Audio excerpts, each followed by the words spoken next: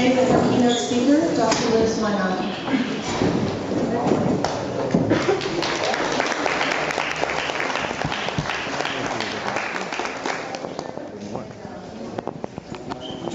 Good morning to everyone. And I think that sometimes when people start a talk like this, they think it's like they're thrilled to be here.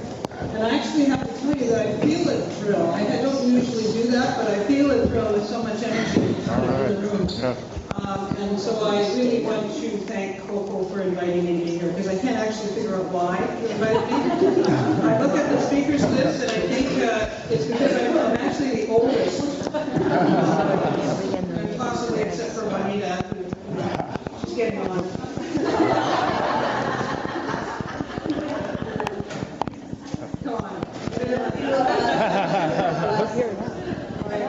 I want to congratulate Coco and Shelley and the others who organized this. I love the title, Status of Positive Effect, and I want to also congratulate a lot of the people that have been working so hard over the last couple of years to bring information and care, basically, to people in the community. I couldn't figure out how to start or how to say anything, because I've actually been kind of out of it for a number of years in a way. And except that, oddly enough, I got involved in the process about 2 years ago when the funding for this big initiative called Stockades was announced, and they were trying to figure out different approaches to do what was being called for. And so let's have the microphone. No. Is that better? No, you got it. Okay. All right, so I think it was where this came from, many of you know this, there are many expert people in this room. Where that initiative came from was the knowledge that, we have to be quite happy that in BC we have had a tremendous amount of leadership in the research community in relation to the whole question of HIV/AIDS. And there was a lot of advocacy that said, and not only research about what it's about, but also research about how to keep people healthy for their whole lives. And I think it was recognized that if you can destigmatize the HIV infection, which and encourage people to test, that often you can offer them treatment so early, first of all, that they don't have a greater risk of spreading it to others inadvertently, but also that they will themselves be healthier for longer. So it was a wonderful idea. But the funding, the way government funding does often happen, came down really suddenly. And then there was a lot of pressure to produce. And there were a lot of people trying to figure out how best to sort this out. And the idea was that they would target, particularly Vancouver and Prince George, as cities where there were problems, especially in the inner city. So at some point in the summer, about 2 years ago, people talked about a variety of different ways of putting together a plan, but also getting a plan on the ground as quickly as possible. So it was actually quite a lot of confusion. There were lots of, by the time I got involved, there were plenty of other activities that Vancouver Coastal Health especially had put together, which included a community engagement survey. You're going to hear a little bit from the person who, Kat Webster and Margaret did that. A survey that conducted out of Oak Tree by a woman who surveyed women who were positive. There was a group of people working on how you could report out, what do we know about people and how are we going to tell if what we're doing makes any difference. And there was also a contract going out to try and address issues from the perspective of people from the original impersonations community. So all this stuff was going on, and plenty of pressure from the government to show us up front. Right? So we go on to the next one. So where I came into the picture was kind of strange, but one of the organizations that was involved was the Provincial Health Services Authority, because that's actually the home of the Oak Tree Clinic at BC Women's Hospital. And you're going to hear a little bit about that a little bit later. And also the BC Centre for Disease Control, so the Street Nurse Program, and a lot of the information about testing and all that kind of thing. So it wasn't just Vancouver Coastal, but it was that organization. And Cheryl Davies, who is a very visionary person at Women's, thought that she could suggest that it would be important to have a plan, or a part of this plan that ensured that women's issues were addressed. And so asked me to work with her on that, and she got the support of people at Vancouver Coastal, Al Monroe, and Chris Buckner.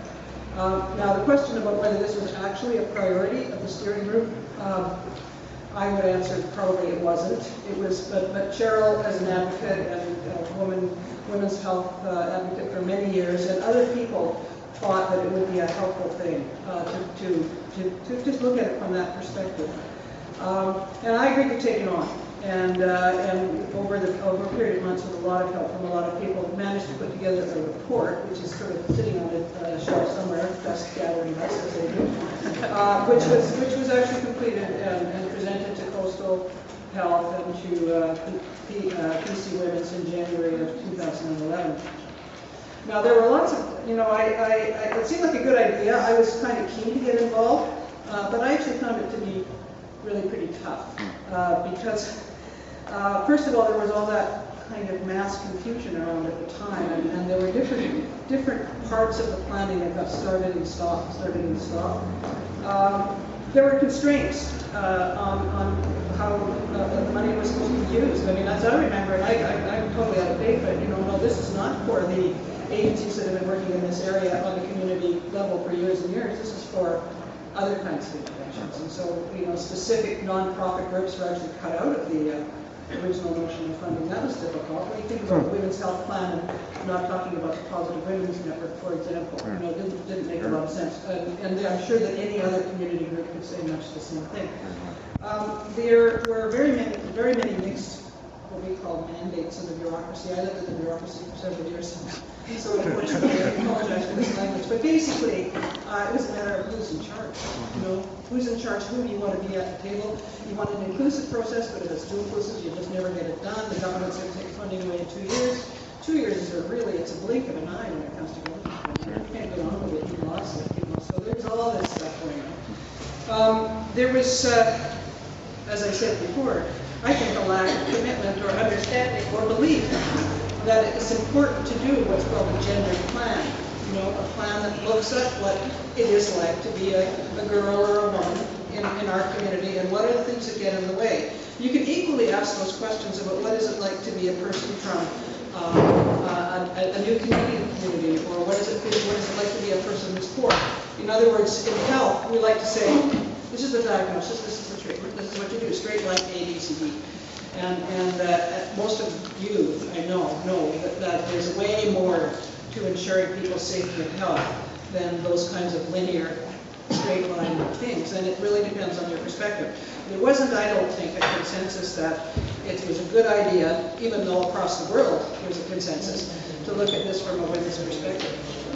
And the other problem was for me, and this is quite personal, and you shouldn't even care about this, I had a kind of complicated relationship to all this because I had been in the community until 1990. I had a kind of rap or notoriety or something like that, and a series of expectations. And I came back at it from somebody who'd been in the bureaucracy in the leadership role for a number of years. I maybe wasn't the right person to do the report. I felt like I was at the time, but in retrospect, maybe not. So let's go to the next one, folks. Anyway, we all did our best. Everybody did their best, and I think we're going to hear from a lot of people a little bit later in the day about how that has changed things for people. The way that I put the report together was to look at some of the literature, and there was also a young woman whose name I forget, a brilliant young woman who did a best practices literature survey, and we did some of that. We looked at the information that places like the Center for Disease Control and the BC Center of Excellence for HIV/AIDS and Oaktree, the information that they had over the years, the numbers basically. We looked at the work that other groups were doing at the time, and we also conducted some one-to-one interviews. Many people here in this room were interviewed, and some group interviews. And did pay attention to the way the other projects that I talked about, community engagement and some of the other ones were developing. And I think, in retrospect, the good thing about having someone like me come in was that I was appointed not an expert, but I was a visitor. And sometimes having a visitor come in and tell you what the visitor sees gives you a little different kind of viewpoint than you get from being right inside the whole issue. So I hope that would, I decided that I would try to make that an advantage. And the report was developed from a somewhat outsider, slightly informed outsider's viewpoint. I also promised Coco that this would be short. No. Okay, so the next one. Let's go to the next one. Data. Oh, you're back for past data. Yeah, data. So in the data, many of you may know this. The odd thing was that the focus of stop aids was on testing. And there's certainly going to be a lot of chatting about that now, and a lot of the work that's done in the last couple of years has been testing. Ironically, at the time, in 2010, the information was that more women in BC than men had been tested by, quite a bit. And that's because there has been for many years what they call a prenatal testing program. That HIV testing should be offered to every woman who is pregnant, and that's by that time about 93% of women who were pregnant had HIV tests on record. And so that meant that there were, every year in BC there are upwards of 40,000 births, right? So there's 40,000 or almost 40,000